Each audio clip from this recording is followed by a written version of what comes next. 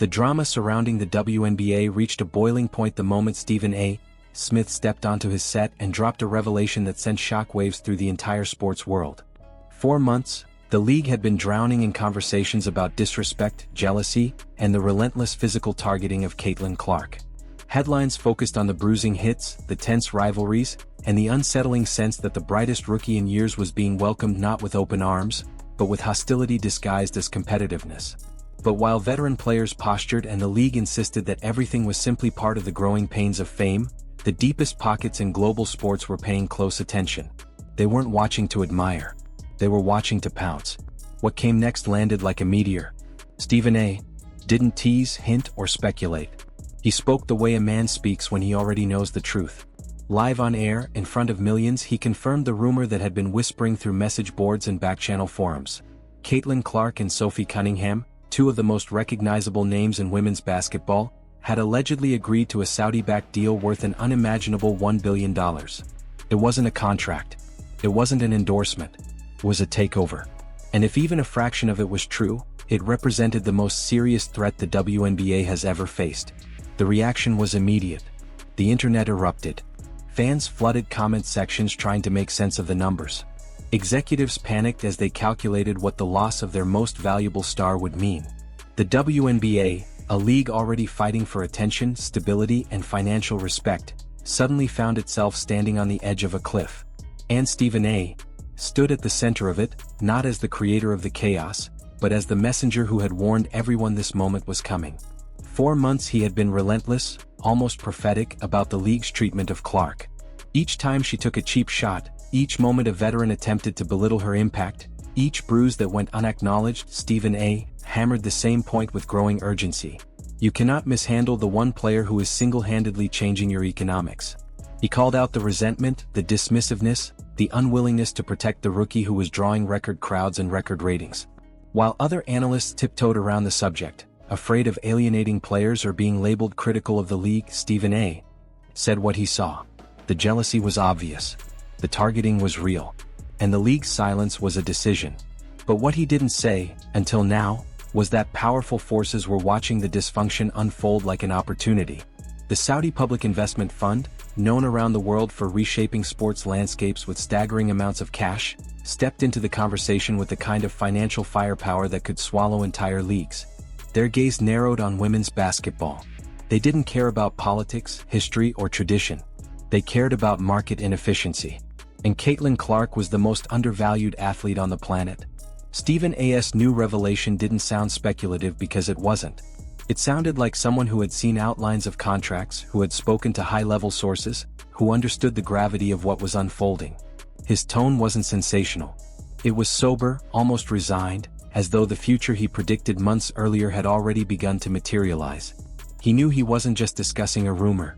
He was announcing the beginning of a war for the soul of women's basketball. To understand the magnitude of this moment, you have to understand what a $1 billion offer actually means. The entire salary cap for the WNBA sits at a number that would barely register in Saudi budgets. Caitlin Clark earns less than $100,000 from her rookie contract, less than the ticket revenue she generates in a single night at some arenas. Even with sponsorships, she is still earning far below her real market value. The Saudi deal, according to insiders, doesn't just pay her fairly. It gives her the kind of generational wealth typically reserved for the highest-earning male athletes in the world. It places her on a pedestal no league could match.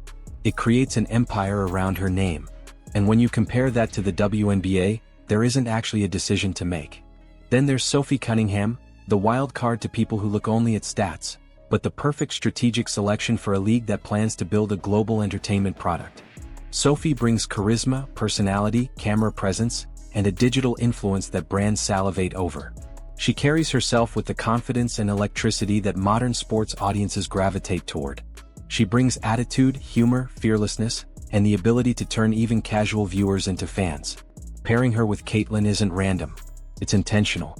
Together, they become a duo that can sell a league, sell a narrative, sell a movement. To the Saudis, this isn't basketball.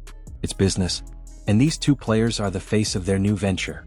This is the exact playbook the Saudis used when they shook the world of golf. The PGA Tour had money, history, and prestige. None of it mattered once LIV Golf arrived with blank checks and no restrictions. Legends who once declared they would never leave switched sides overnight because money changes everything, especially life-changing money. The WNBA now stands at the same crossroads the PGA once faced. Except in this case, the gap between what players currently earn and what they could earn is even wider. The Saudis don't deal in cap space or board votes. They don't wait for committees or collective bargaining. They identify weakness, exploit dissatisfaction, and build something entirely new without asking permission. And the WNBA practically laid out the red carpet for them. For years the league struggled with salaries that lagged behind every major sport, grueling travel schedules, and a culture that often made new players feel like they needed to survive hazing rather than be celebrated. But everything changed when Caitlin Clark arrived. Instead of rallying around her, the league allowed resentment to set the tone. She was shoved, targeted, mocked, minimized, and left unprotected. The Kennedy Carter hit became a national symbol, a moment where the league should have defended its most important asset and instead shrugged. Diana Taurasi's comments didn't land like advice. They landed like a warning dripping with territorial energy. Fans weren't imagining it. Something was off. The jealousy overshadowed the opportunity. The hostility overshadowed the growth. And when players feel undervalued, outsiders start circling. The Saudis saw a rookie drawing higher ratings than entire franchises. They saw a fan base more passionate than anything the WNBA had experienced. They saw a league unsure how to handle a generational phenomenon. And they saw a market ripe for disruption. Caitlin Clark wasn't just a player. She was the heartbeat of the future. She broke attendance records the moment she entered the league. Merchandise sold out the moment her name touched it. TV numbers skyrocketed whenever she appeared. The impact was undeniable. She made people who had never watched women's basketball become obsessed with it overnight. She made parents line up with their kids just for a chance to see her shoot. She made broadcasts feel like events. That level of global magnetism is priceless, and extremely rare. The Saudis understand that. They built their entire strategy around acquiring that kind of star power. But what makes this story even more compelling is the silence. Usually when rumors this big hit the media, agents step in immediately. PR teams deny. Players clarify. Leagues reassure. Yet this time nobody has said a word. Not Caitlin's team. Not Sophie's. Not the WNBA. Silence is never accidental in sports. Silence is leverage. Silence is the sound of negotiations happening behind hotel doors and encrypted phone lines.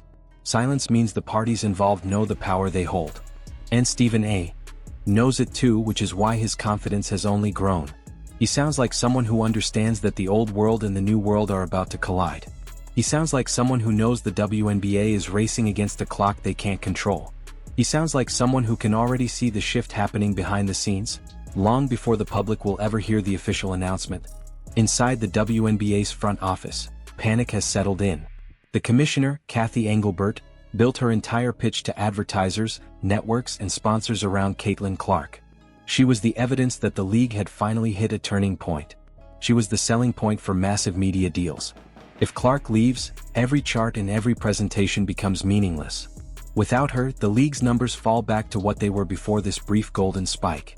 And once one star leaves, more follow. It's not a theory. It's a pattern. The WNBA has spent years fighting to prove it belongs on the biggest stages. But in chasing credibility, it failed to protect the very player who made credibility possible. Some veterans saw Clark as a threat rather than a savior, and their pettiness may cost them the raises and revenue they desperately wanted. The league let resentment overshadow strategy, and now a rival is standing at the door ready to take everything. The truth is simple.